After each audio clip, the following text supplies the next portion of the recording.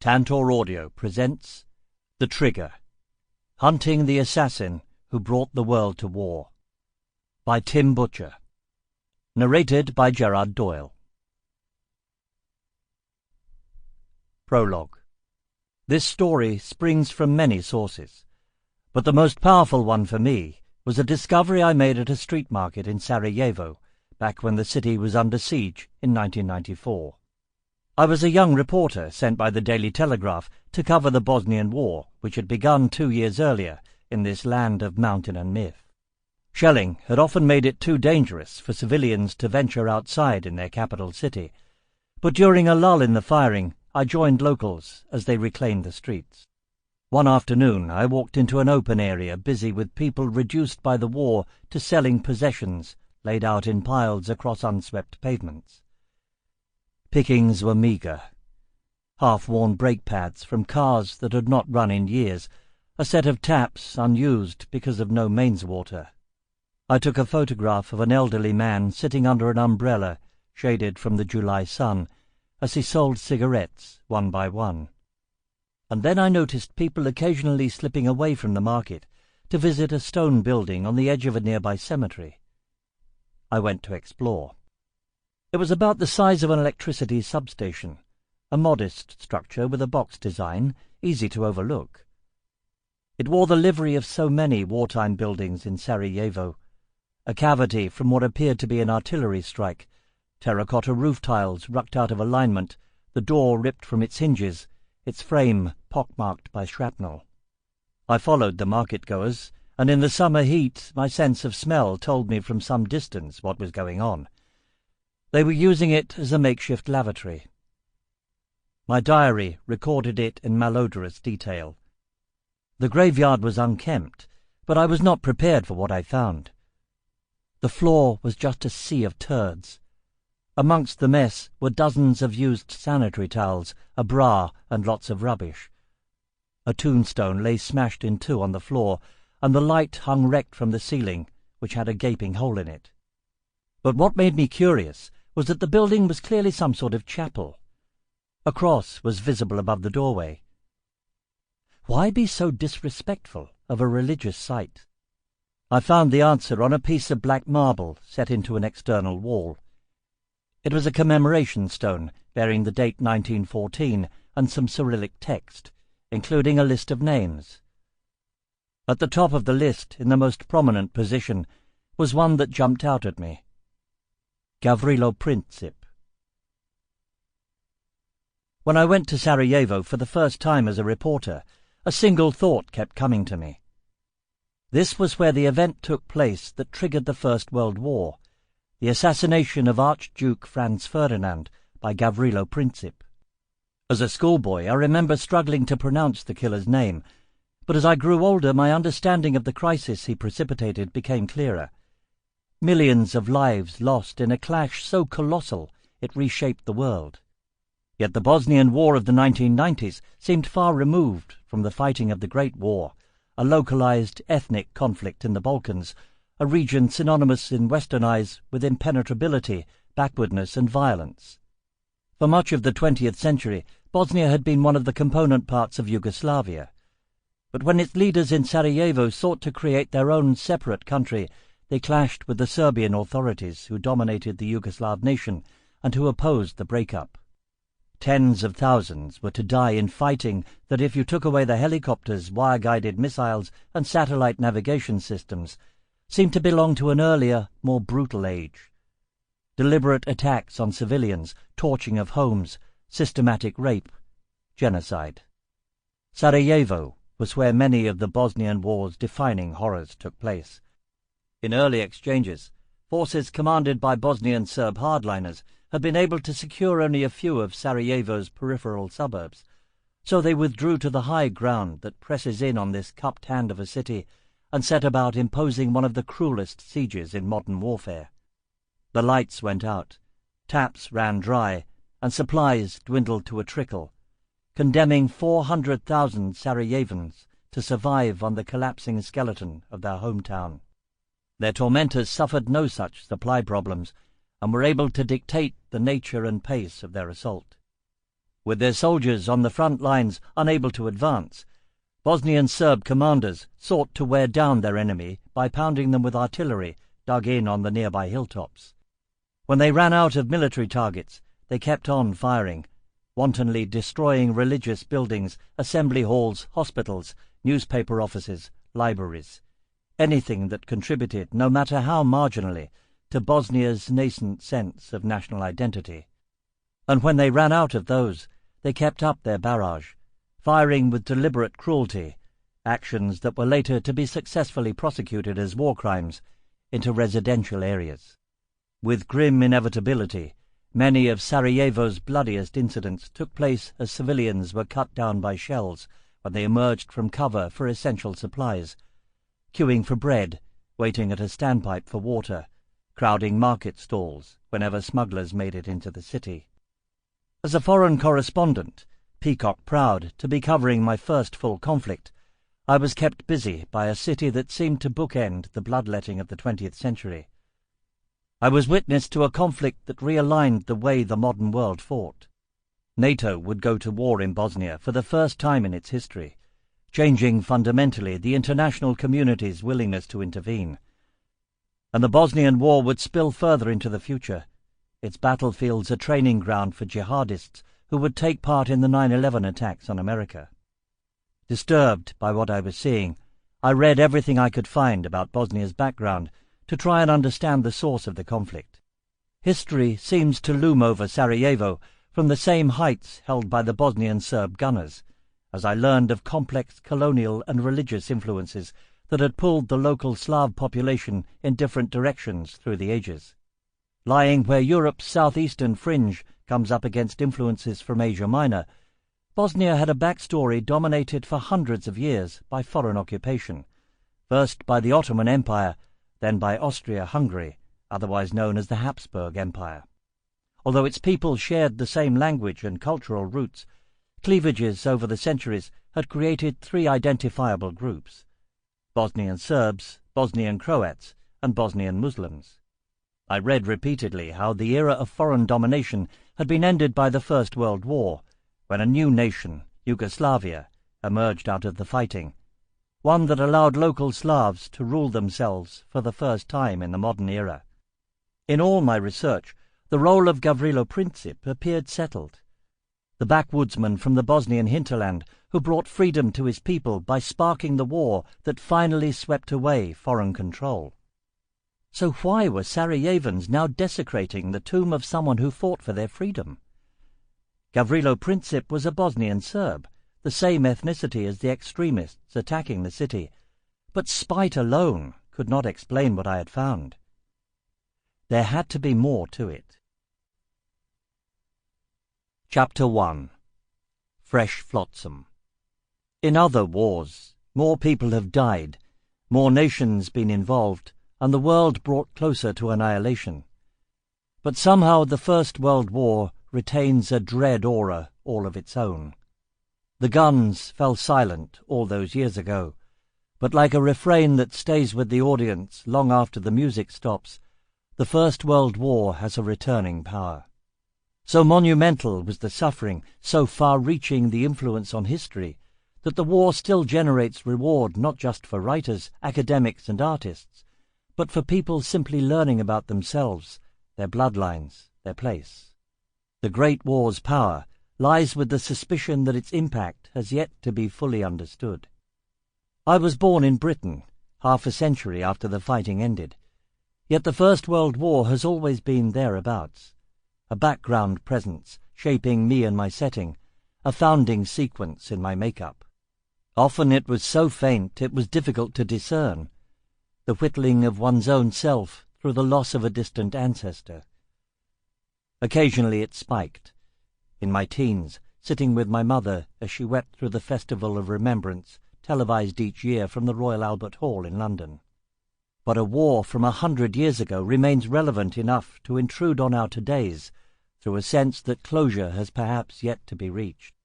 The moral clarity that framed the Second World War's struggle against Nazi totalitarianism or the Cold War's friction between right and left seems to evade the earlier conflict.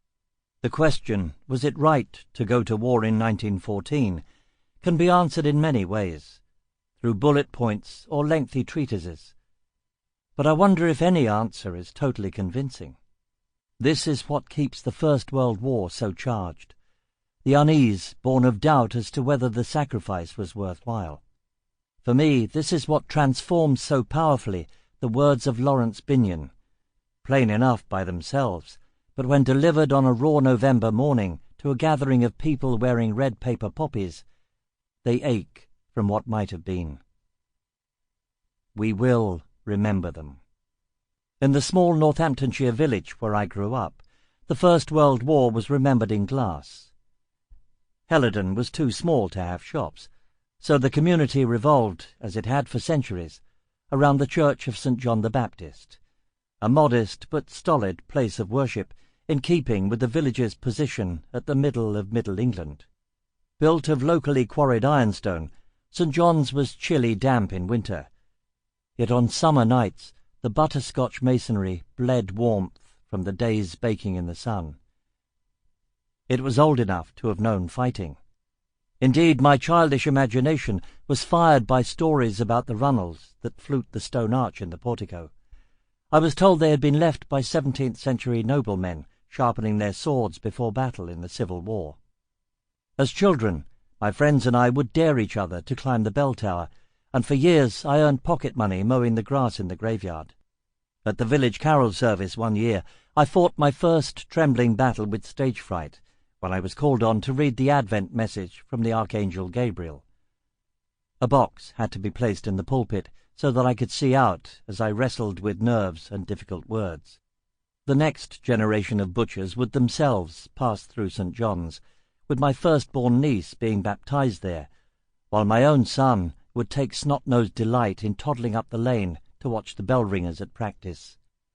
And each of these modest moments of a family's making were watched over by 4 figures immortalized in a stained-glass window that was set to catch the southern sun.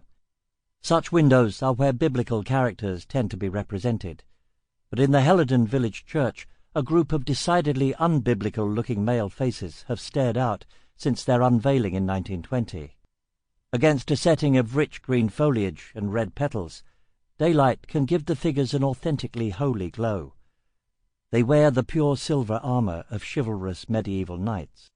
Indeed, one is helmeted, but the other 3 had the pasted-down, centre-parted hairstyles of early 20th century England. They are portraits of the menfolk of the village who gave their lives in the First World War. 2 brothers, William and James Hedges, Fred Wells and John Buchanan. It was this window that first brought me to think about the war, although my early grasp was childlike. Mostly I was interested in the sword that the helmeted figure leans on, and in the stirringly heroic words of the memorial's swirling epitaph. The noble army of martyrs praise thee. These were men from my village, from my side. They died for us in a foreign place, in a cause that simply must have been noble. Now back to the sword. Mine was not a military family, but as I grew older, it was impossible to avoid the martial osmosis that steadily gives structure to the imagery of 1914-18. Troops, trenches, bayonets, barbed wire, cannon, craters, monuments, memorials. St. John's held a remembrance service each year, an event that was choreographed around the symbols of the Great War and had the power to transform some of our older neighbours. I knew them as keen gardeners or dog-walkers, but for one morning each year a medal ribbon on their breasts spoke of something much more thrilling: combat that, in some way too complex for my young mind to understand, was rooted in the First World War. The conflict would crop up more and more in my reading as the stories of Biggles landed on my bookshelves and history teachers began to fill in my understanding, one that was initially framed in terms simplistic enough for a schoolboy to grasp: us against them, good versus evil. I was taught about a clash between Britain and Germany, one fought mostly from fortified holes in the ground, separated by the ominously named No Man's Land, a killing zone so dangerous that men would use periscopes to look out over it. Afternoons were spent playing with friends as we built earthworks of our own, dens concealed in hedgerows, underground hideouts where we could be heroes. When my science teacher showed us how to construct a homemade periscope, it was immediately deployed on our imaginary battlefield.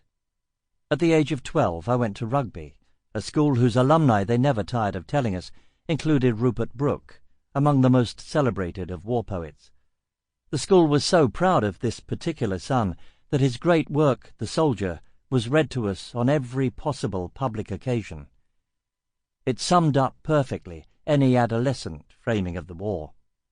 If I should die, think only this of me, that there's some corner of a foreign field that is forever England.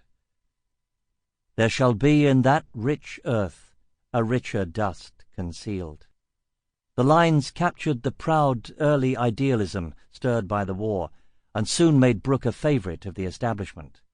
He was writing in the first months of the war, when patriotism had about it a purity yet to be corrupted by jingoism, and in his verse there was no sense of questioning the war and the way it was conducted. He died less than a year into the conflict, in April 1915, aboard a hospital ship en route to Gallipoli. And although The Soldier had only just been published, Winston Churchill, in his last days as First Lord of the Admiralty, put his name to a fulsome tribute published in the Times. The thoughts to which he gave expression in the very few incomparable war sonnets which he has left behind will be shared by many thousands of young men moving resolutely and blithely forward into this, the hardest, the cruelest, and the least rewarded of all the wars that men have fought. As my schooling progressed, it was the last part of this Churchillian flourish that I began to comprehend. The First World War's suicidal combination of medieval, muddy entrenchment tactics and modern industrial-age weaponry. Entire units could be wiped out in a single engagement, dutiful infantrymen following orders not to run but to march as they advanced against machine-gun fire. Cohorts of chums churning through the slop, cringing, bleeding, drowning. Particularly haunting for me were the legions of soldiers who died without leaving a trace, their bodies atomized by high explosives, buried alive in artillery barrages. Could a war ever end for relatives troubled by the knowledge that the remains of a loved one had never been found? The epitaph on memorials that seeks to reassure us today, known unto God, was composed by the author Rudyard Kipling, himself a father condemned to plough forlornly the post-war battlefields of the Western Front in search of his lost son, John. He never found him. The more I read, the more I learned solemn reverence for the millions killed, disfigured, and damaged, a feeling so powerful that it seeped through my young life. Hideouts that had been fun to escape to when I was younger lost their magic when I read of the vermin that infested the trenches in Flanders, the lice, the rotting corpses set into battlement walls, the gas, the shell-shocked men tormented by combat of a relentlessness never before endured. As my friends and I went through the teenage ritual of smoking cigarettes, we would lurk behind our figurative bike shed at school and earnestly refuse a third light, a superstition we believed born of trench warfare. The myth went that on the Western Front an enemy sniper would catch sight of a man lighting the first cigarette, take aim on the second, and pull the trigger on the third. Like wreckage that floats to the surface from a colossal ocean liner that went down long ago, so links to the events of the First World War can still emerge years later. For me, this happened in 1981, when my mother hung a photograph in our home. Following the death of my maternal grandmother, a sepia portrait of a young airman passed to my mother, and she made sure it was put on display, prominently positioned at eye level opposite the bottom of the stairs. From there, the portrait watched over the toing and froing of my teenage years. It showed Alan Reginald James, my grandmother's older brother, as a young man in his early 20s, wearing an infantry officer's uniform from the First World War. Uncle Alan, as he is known to us later generations, leans casually on a cane, the very vision of dashing, the winged badge of the Royal Flying Corps visible on his breast. Before the Royal Air Force had even been founded, he was one of the first combat pilots, something that to my young mind marked him out with greatness, a magnificent man in his flying machine. He flew sorties against Baron Manfred von Richthofen, the Red Baron, one of the most exotic figures of the First World War. This was the stuff of childish fantasy, and for a long time that is what the portrait signified to me. Researching this book, I found pictures of Uncle Alan that I had not seen, fresh flotsam from the deep that still had the power to move my mother to silence. They included a pair of official photographs of his unit, No. 62 Squadron, taken in the same sitting on a wintry morning in Britain, one very formal and the other smiling. In the serious one, I struggled to recognize him among the glum expressions, Sam Brown belts, handlebar moustaches, and medley of pre-RAF uniforms. But in the more casual picture, his features stand out clearly. The same round cheeks hoisted above the wide smile I remember from the picture in Helledon. Someone has captioned the smiling photograph with a title worthy of Biggles. It reads, "The Cheery 62s." In the last image I found, he is now in France, standing alongside an informal group of airmen. The mood of the picture is different. It is cold. Several of the men have their hands in their pockets.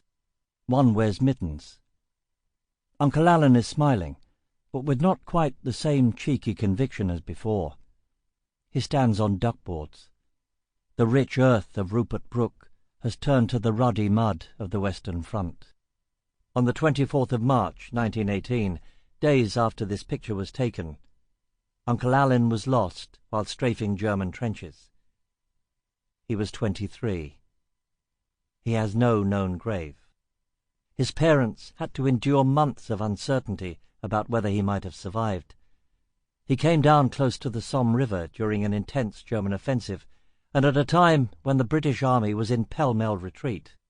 With thousands of casualties on both sides, the fate of a single enemy aircraft on land recently and bloodily fought over was hardly a priority for the advancing Germans. It would be months before British officialdom formally pronounced that Alan was dead. This is where the true power of the portrait lies, a means to earth the pain of a mother predeceased by a son, and of a sister who had lost an adored brother, an echo for those who came later of what might have been. Around the world, in picture frames, albums, and scrapbooks, similar memorabilia contribute to this returning power of the Great War. As a young man, I had thought of Alan as extraordinary, someone who marked out our family in some special way. But I came to learn that in essence, our family experience was no different from that endured by millions, a sense of loss still powerful enough to touch our contemporary world. A few years ago, my mother's brother was moved to make his own family pilgrimage to the battlefield where Alan died. He wrote to me explaining that he wanted to see if it was possible to identify where his uncle might have been buried. By working out where he was probably shot down, we searched a few cemeteries and did find the graves of 2 unidentified airmen, which could easily have been Alan and his observer. We liked to think so, anyway. As I matured, so did the sophistication of my understanding of the First World War. Like the trenches that started out as shell scrapes, but morphed into ever more complex military ecosystems with their own terminology, saps, berms, revetments, and embrasures, so my mental imagery of the Great War began to fill out. I started to appreciate how its impact reached far beyond the battlefield, changing the course of the 20th century. As my history teachers drilled into me, the First World War provided the preconditions for the Second World War, and thereby the tension of the Cold War. The war of 1914-18 was ground zero for modern history, the end of an old order that had held sway for hundreds of years, the fiery forging of a new world. Rupert Brooke's romantic imagery no longer felt so convincing when I learned more about the senseless stalemate of trench warfare, where lives were sacrificed on front lines that scarcely moved in years. Generals who bloodily piled unsuccessful offensive onto unsuccessful offensive could be lampooned as donkeys leading lions. The starker framing of war poets like Wilfred Owen and Edward Thomas rang truer, and so I came to share in their bitterness about the way the war was run. I could get the joke when the futility of the sacrifice was satirized in films like Oh, What a Lovely War and television series like Blackadder Goes Forth. A far-sighted teacher opened up a broader perspective when he persuaded me to read All Quiet on the Western Front by Erich Maria Remarque, a veteran of the fighting, but from the other side. Germans were depicted as victims of fear and suffering, living and dying in flooded trenches, ordered to make suicidal stands by commanders aloof from reality. The novel hinted at the universality of the First World War's ongoing power, as there was none of the Nazi evil or communist megalomania that made it easy to compartmentalize later conflicts. In the First World War, soldiers on all sides were barely discernible from each other, fodder caught in the same murderous morass, sharing the same attrition of bullet and barrage, disease and deprivation, torment and terror. Elsewhere, I learned that Adolf Hitler's psychotic German nationalism was in part forged from his own experience of trench warfare and his fury at what he perceived as the betrayal of soldiers by politicians far away from the trenches. Blood might be spilled on the battlefield, but the Great War's impact was measured in the turmoil it created far beyond the front line, through strife, civil war, and revolution that ousted regimes and realigned the social order. This the First World War achieved on an unparalleled scale. In 1982, my family went on a package holiday to Yugoslavia, a country born out of this realignment, staying at a lake resort in the north, close to the modern border with Austria. The trip was memorable because it was the first time I flew, great excitement for a 14-year-old, and the first time I had a holiday romance, greater excitement still. But even there, the First World War also barged its way in. Before that summer, I had scarcely been aware of fighting beyond the Western Front. But in our lakeside hotel in the spa town of Bled, we were just a short coach trip away from the Italian front. This was where Italy led the Allied fight against Germany's great ally, Austro-Hungary, along a front line that climbed high into the Julian Alps, one of the most brutal theatres of the First World War. Here soldiers had to endure not just artillery barrages and infantry clashes, but winter conditions in the remote mountains. In December 1916, avalanches alone killed as many as 10,000 soldiers. All I wanted to do on holiday was sit around the hotel pool staring at the girl I had fallen for. But my father insisted that we go on a military history day trip. I grumbled, arguing that it would be enough for me to read Ernest Hemingway's A Farewell to Arms, which draws on his time serving as an ambulance driver on the nearby front. But my father would not be deterred, dragging me one afternoon onto a bus that took us deep into the mountains, up a valley with sides that got ever steeper. Summer seemed shut out from the military graveyard that we finally reached in the late afternoon. The valley floor was chill, already in deep shadow, yet there were lit candles in small glass jars, flickering next to gravestones from the First World War. It was more than 6 decades since the fighting ended, yet the war remained alive enough for flames to be kept alight. My education took me to Oxford, where my study of political history taught me more about the First World War's global reach. The small nation of Serbia would lose 15% of its population in the First World War, compared to the roughly 2% figure for Britain, where the wounds on the national psyche remained livid enough, making it apparent how the conflict had the power to redraw maps and realign history.